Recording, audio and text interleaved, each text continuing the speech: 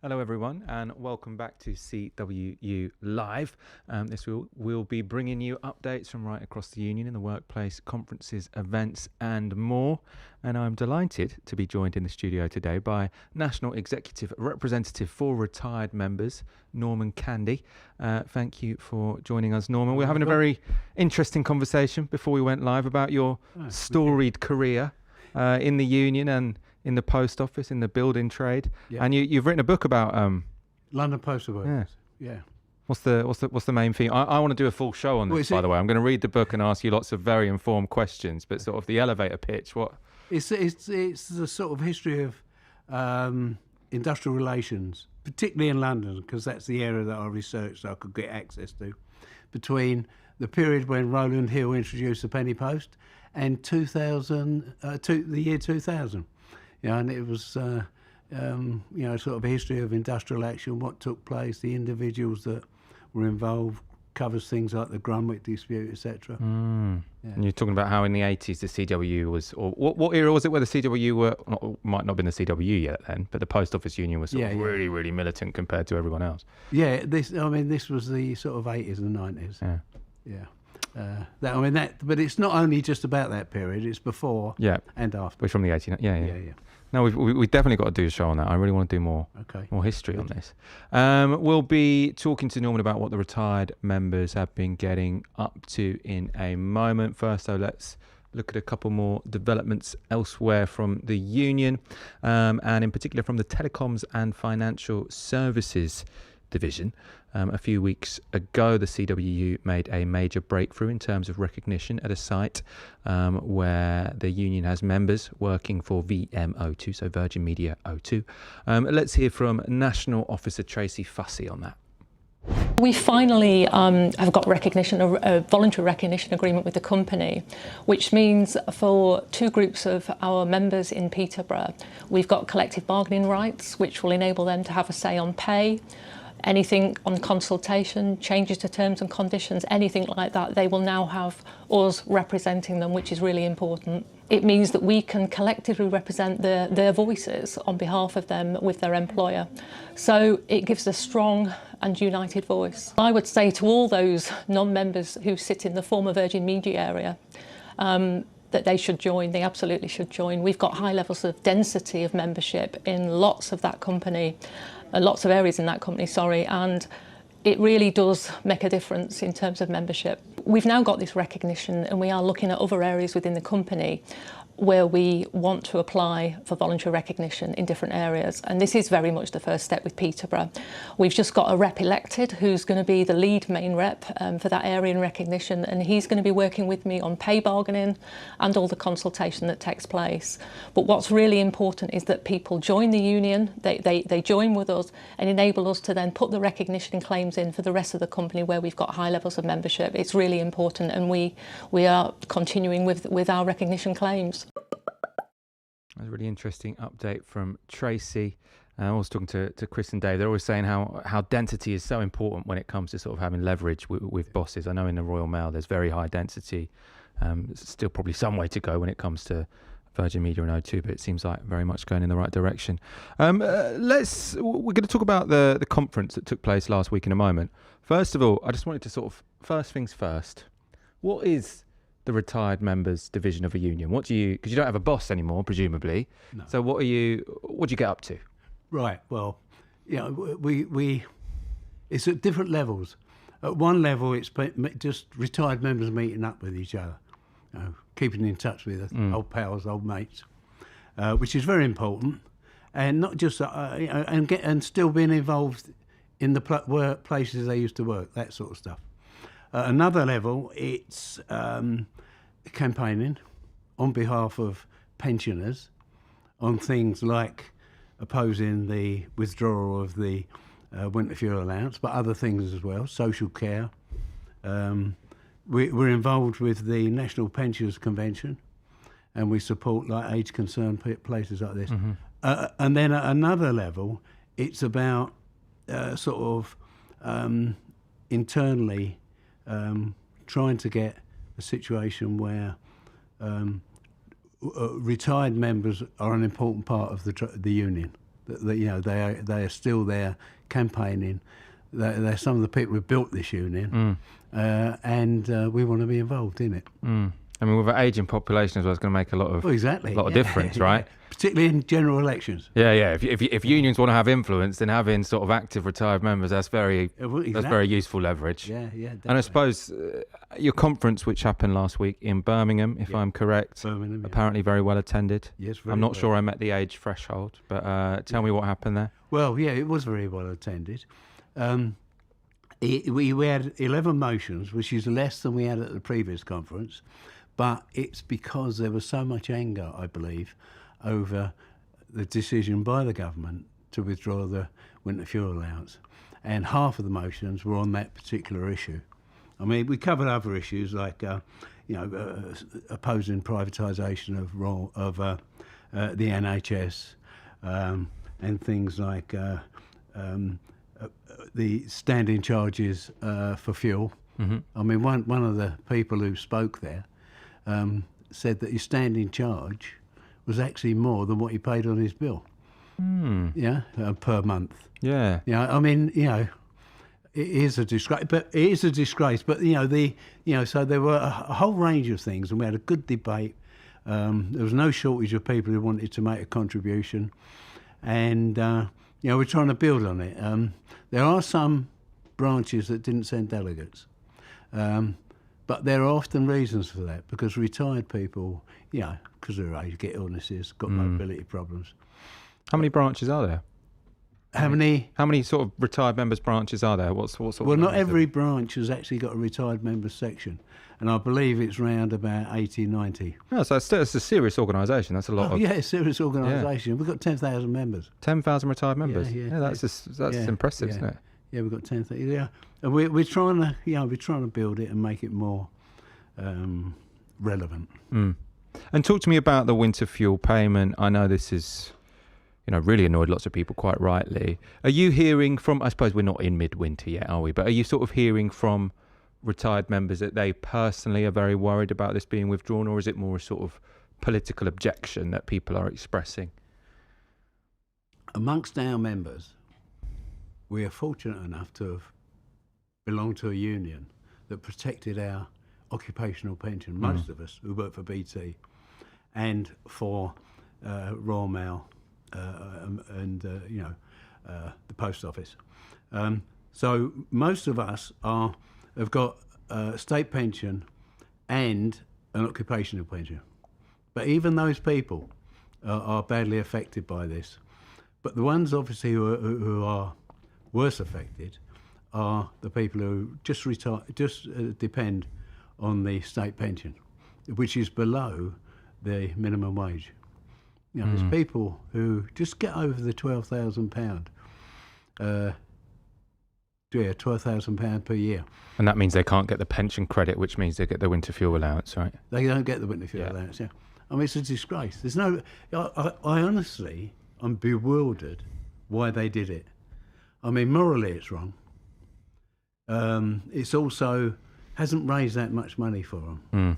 But politically it's a disaster. Any group of elderly people will be talking about it. And, I know people who are going to be in real trouble. People who live in my street are going to be in real trouble with financially as a result of it. And as I say, we can't accept this, and we will continue to campaign with other unions and with the National Pensions Convention to get this reversed. And what will that campaign look like? Because, I mean, my analysis sort of as a political commentator is that I think the Labour Party know they've messed up here. Because I think Rachel Reeves, she went into Parliament and she wanted to say, we're the party who are fiscally disciplined, and to prove it, we're going to means test the winter fuel allowance. And I think she thought, people won't mind that much, pensioners are doing all right, this shows that we're tough. Yeah. And the backlash they've got from, pensioners aren't a powerless group in this country, right? They're the people who vote the most. So I think they feel like they've really messed up, but they're probably a little bit reluctant to do a U-turn. Because they think that will make them look weak. So I suppose if you were to imagine a situation where this was reversed, how do you think that would happen? How do you think that would go? Well, I mean, as far as the campaign's concerned, you know, retired people can only do so much, and we're depending on the support of the trade union movement. And Unite moved the motion at the Labour Party conference, and our union seconded it, and it went through. It became the policy of the Labour Party, but not the Labour government. So how would I see them reversing this? Well, I think you're absolutely correct. It would be a big climb down for them to say, we're not going to do it. But they're going to, in my view, they'd have to replace it with something else. Yeah. Yeah? Something that does the equivalent thing, yes, but where they can say, we haven't done a U-turn, but we have supported people with their winter fuel. A possible solution, yeah. Yeah. Very political outcome there. Yeah. Let's go to we've got another video from you. So elections for the CW National and Industrial Executive are underway. This is your democracy in the union. So we've got here a clip sitting down with Senior General Secretary Tony Kearns, and we asked him why it is so important for members to use their vote.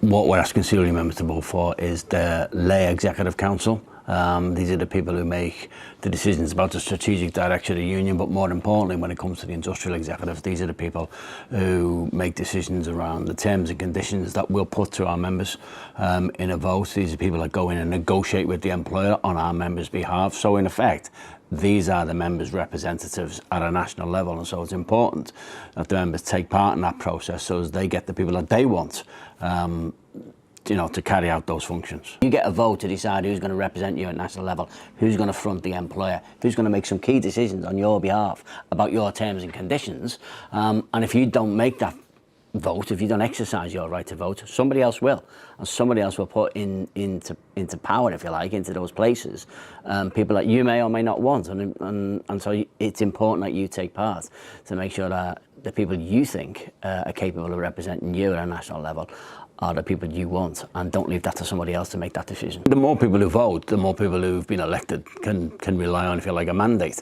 That gives those who are elected a greater degree of confidence that they're speaking on behalf of the members of the union. And of course, as the union is a democracy, but it's also a collective. It works together. It works together at national level with those at branch level, like you've just mentioned, and those branches are much closer to members on a day-to-day basis. So it's important that everybody gets involved in the process. The National Executive makes a lot of key decisions on how the union is structured, what our representative structure looks like, where the members' money goes to, what the members' money is spent on. Those are the key decisions that are taken by the National Executive. And so it's important that if you're paying your subscriptions to this union, you want to know how the union is structured best to represent your interests in the workplace. And those structured decisions, where the income that the union generates is spent, and spent in the right way, are decisions taken by the National Executive. It takes the key decisions on the political strategy of the union, who we engage with, who we don't engage with, what issues we engage on. These are all discussions that take place on the National Executive, and these are the people who are going to sit on the National Executive, are the people we're asking our members to vote for, so it's in their interest to have, if you like, their say on who makes those decisions. The industrial executives probably resonates more, I would think, with members. Deal with the reason that they're the industrial executives, because they deal with the industrial issues. They sit down and negotiate with face to face with the employers who employ our members, and so they are the members' voice in front of the employer.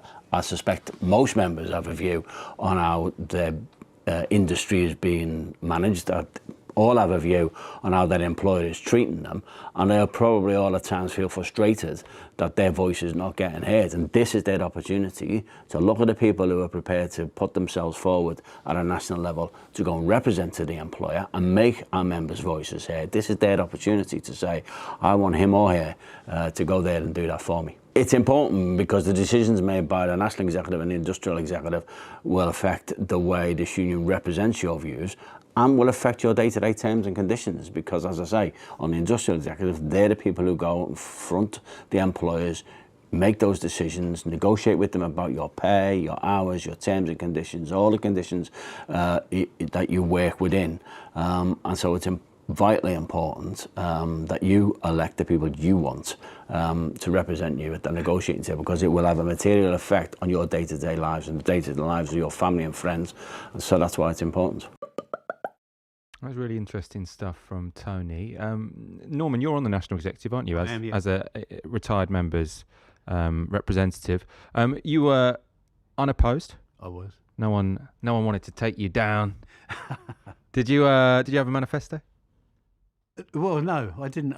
Because I was unopposed, I didn't have to write one. You're very distinguished. So I'm sure if you were opposed, you still would have wiped the floor with whoever stood against you. Yeah. Why do you think it matters for people to sort of to take part in these? Right. Well, I can't say a lot more than what Tony said. I think he covered everything there. But if you're part of an organisation that you pay into, and you want the best people to represent you and to make decisions on your behalf, I don't see any point in not voting. Why wouldn't you vote? Try and find out who these people are, and if you agree with what they're saying, because they put loads of stuff out on YouTube and YouTube and Twitter and all that. Look at what they're saying and vote for the people that represent your interests. I've always voted in these elections. There's a little, I don't know if I should say this, a little bit of a controversy over the right of retired members to vote on certain issues. I might say any more than that, which we hope to deal with in the near future. But irrespective of that, get out there and vote. Your ballot papers are probably already arrived. Listen to what your branch says. Listen to what your division says. But at the end of the day, make your own mind up. I suppose because you're on the national executive, you're not on the industrial executive. No. Because the retired members don't have a boss. No. You were telling me earlier, you're on the national executive now. You're not new to the national executive. You're also on the national executive in the 90s, I think. Yes, I was. Yeah. What's changed? Well, the structure's changed. In what respect? Well, it's too complicated. Too complicated. Yeah. What about the atmosphere in the meetings? You haven't moved to Zoom now, have you? Or are you? Well, look, during COVID, like everyone, we utilised Zoom more than we did before. But no, we don't overdo it on Zoom. Most of the meetings are hybrid meetings. Most people turn up for those meetings, but people who are busy or stuck somewhere come up on the screen and they can take part. But look, the union has gone through some changes over the last few years, agreed by the members at conference, and so the setup of the NEC has changed. But it's the idea is to make it more relevant. The membership. Do they tend to be fairly collegiate, or do you have sort of blazing rows sitting around the table? No, we don't. Well, we do have rows. Yeah, I wouldn't say rows. We have different opinions. Yeah. We don't sort of have shouting matches, things like that. Everyone's very civilised. It's not like the ones they have in the Labour Party, where sort of everyone's in there with their favourite journalist on the phone to leak out everything in a sort of. No. That is not part of our culture. Our culture is that we try and find consensus, and I mean most of us might disagree on different issues, but we get on with each other. Interesting. Let's go to one more segment. This is our final one, in fact. It's been the last 2 weeks. The National Equality and Union Learning Reps events have taken place. So who better to hear from than the CWU's Head of Equality Education and Development, Kate Hudson. Just back from our National Equality event in Newcastle.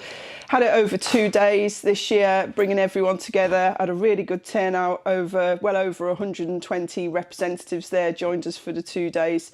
Really important to bring together everybody from all of our strands across the CW to talk about our priorities, the work that we're doing, and also on a broader term to talk about what's happening out in our communities, but also our workplace. We had a really good range of speakers. We do put a lot of thought in as a department on what speakers we have, so we do cross over our strands, as I said earlier. So we had Carmen Ivana in, who talks about honour-based killings and when you have to leave the home, possibly leave your family and never see them again. So that was really good feedback on that. We had a really good few sessions around our anti-racism agenda as a union, but also what's been happening out in our communities and how to challenge those conversations.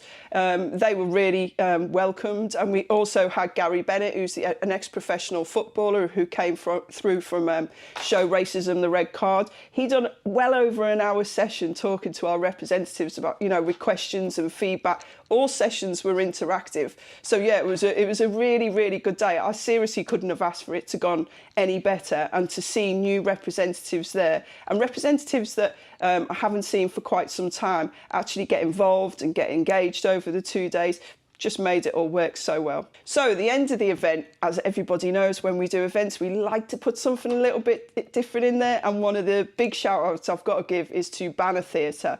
This year, we've seen 40 years of Orgreave, and what they do is they educate, but they educate through music. So the last session of the first day, we had an hour with Banner Theatre talking about the miners' strike, what happened at Orgreave, but also from a woman's perspective and the women who supported their husbands, you know, on the pit and round it. So for me, again, a really good end to the first day, but also educated about why we must not forget the battles of the past. After a week, 2 days being in Newcastle, we were back to Newcastle the week after for our union learning networking event. Again, really good turnout of representatives in a great location.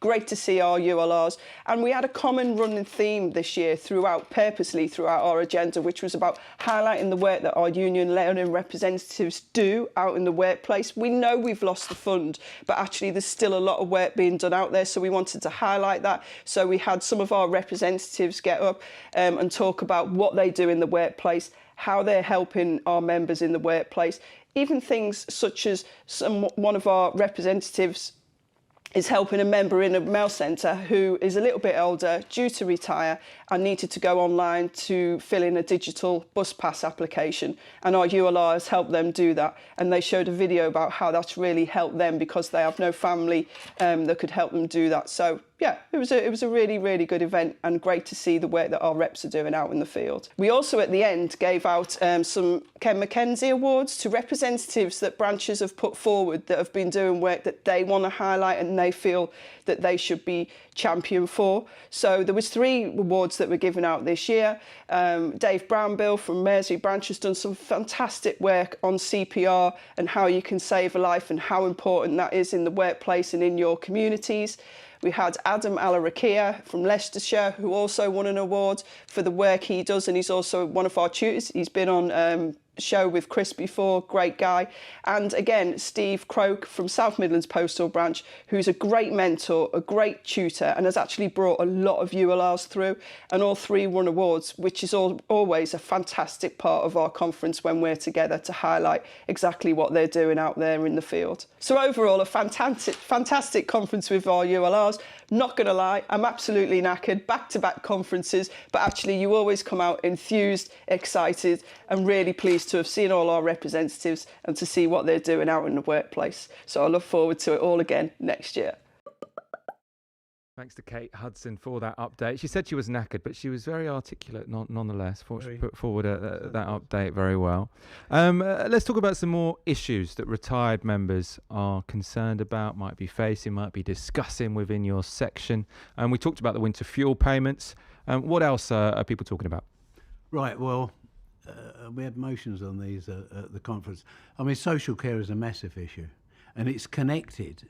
You know, the failure of successive governments to come to grips with social care, you know, for retired people, but also for disabled people as well, or people who need care, is connected to another issue that we spoke about at the conference, which was the privatisation, the creeping privatisation of the NHS, and the worries that people have got over that, and our determination to defend the HNS.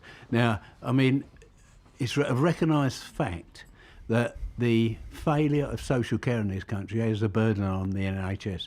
People are sitting in hospital beds who should be being looked after in the community, in care homes, etc.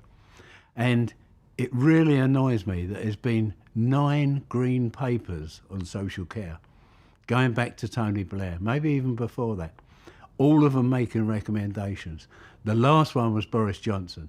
And one of the things he said before his election was, I'm going to deal with that. Never did. So we've had 9 green papers and still nothing has been done about social care. I mean, Theresa, the last thing families need and want is to have their parents, their grandparents, going through real difficulties as a result of getting old. And a lot of these people shouldn't be in hospital. It'd free up beds for people who do need to be in hospital, and these people should be being looked after properly by staff that are getting paid decent wages. I mean, do you have an idea how... Oh, it's complicated, isn't it, what should happen to social care? I mean, do you have a sort of personal opinion? I mean, I know sort of Labour under Corbyn, we're talking about a national care service. I'm not actually sure what Labour under Starmer are saying when it comes to plans for social care. I mean, I know they said they're going to improve it, but do you have a model in mind? Sort of what would you be aiming for if you were sort of as you are campaigning for better social care? I think they have. I think they have got a policy. I'm not, sure of all the details, but they haven't been shouting it from the rooftops. No, but maybe it's there. I've heard them talking about the need to create a social care network. Now, unless I'm mistaken, when I was a kid, there were care homes for old people run by the council, run by local authorities. Authorities. Now it's. I mean, when it got privatised, I couldn't tell you, but they're all now mainly. I think they're all private. So I think there's got to be local involvement through the local councils, maybe, I don't know, or some other government or local council sponsored network. Look at what other countries do. Maybe by diverting some of this money that has been allocated, quite rightly, to the NHS, and we're really pleased about that. I'm really pleased about that, what they've done there. Maybe, some of that money could be allocated to the care service in the right way, and it will alleviate the pressure on the NHS and hospitals. What do you think about the politics or generational politics, let's say? Because in some of the previous general elections, there'd been a bit of a discourse saying young people vote left, older people vote right, and there's some sort of generational conflict between younger people and older people. How do you respond to people who sort of say that kind of thing? Well, I think it's a deliberate ploy by a lot of... these things come out of right-wing neoliberal think tanks. And there's plenty of them about. I mean, I've actually researched these organisations, and what they really are attacking is the state pension. Everything should be privatised. Everything should be run by business. That's the way to do things. They're efficient, which is not true. So I think it's done deliberately, but every young person will get older and will need the services of care homes and pensions.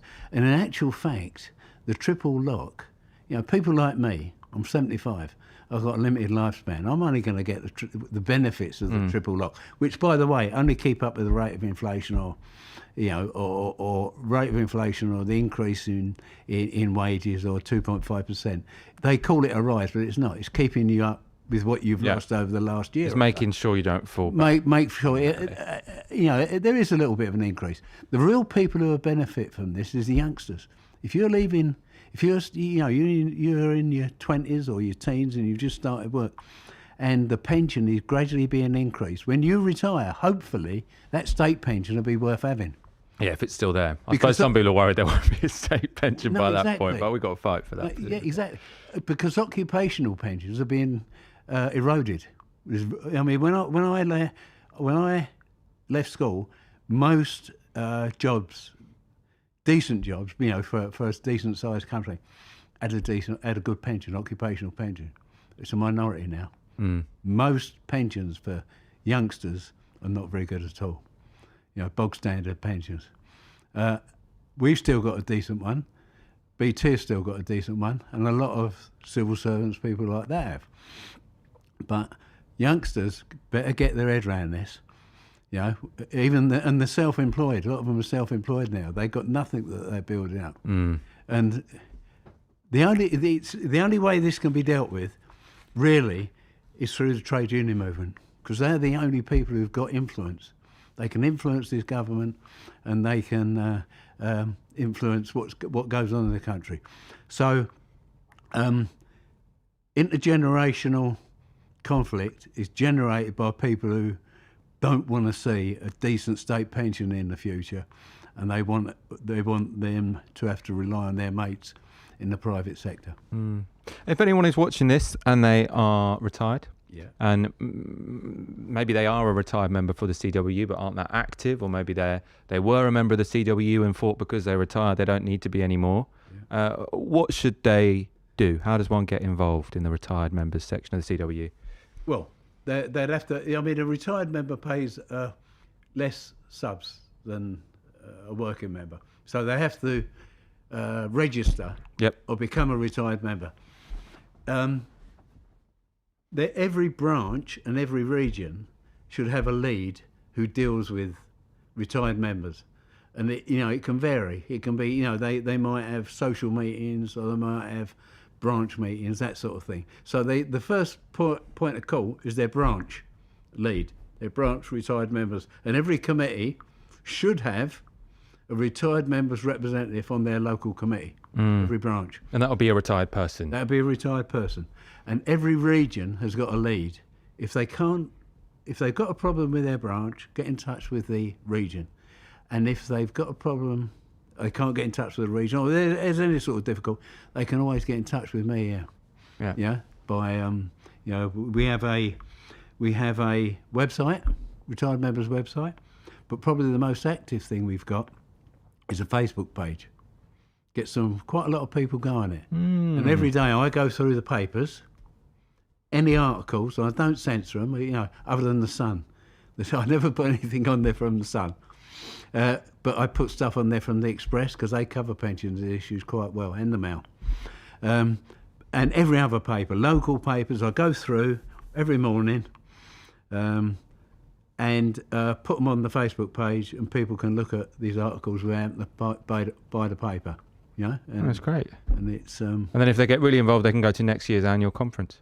Exactly. Where is it this time? Well, we haven't decided, but it probably, people have difficulties travelling, as you get older. So we're looking at places in the middle of the country. Yeah, Birmingham's bang in the middle, isn't it? Birmingham's bang in the middle, but then people from Coventry say, why don't you go to Coventry? Yeah, Derby? Well, yes, yeah, and we'll be lobbied anyway by different people from different parts of the country. And Peter, so if you've got a desired location for next year's retired members conference, people can email you or go on this Facebook group. I assume. Go on the Facebook group. Don't email them. Go on the Facebook group. Norman, thank you so much. You've been a great guest. Learned a lot. Thank you. Thank you. And thank you everyone for watching and for all our contributors. It was really great to have those clips that we could show before for updates from different sections. For now, thank you so much for tuning in to CWU Live. As always, we really appreciate you being here and supporting us. If there's a question you'd like answered by anyone we get on in the future, or someone you'd like to see on the show in future, we really do value your suggestions. So you can comment down below this video or email us at info@cwu.org. We'll see you again next week. Until then, stick with your union.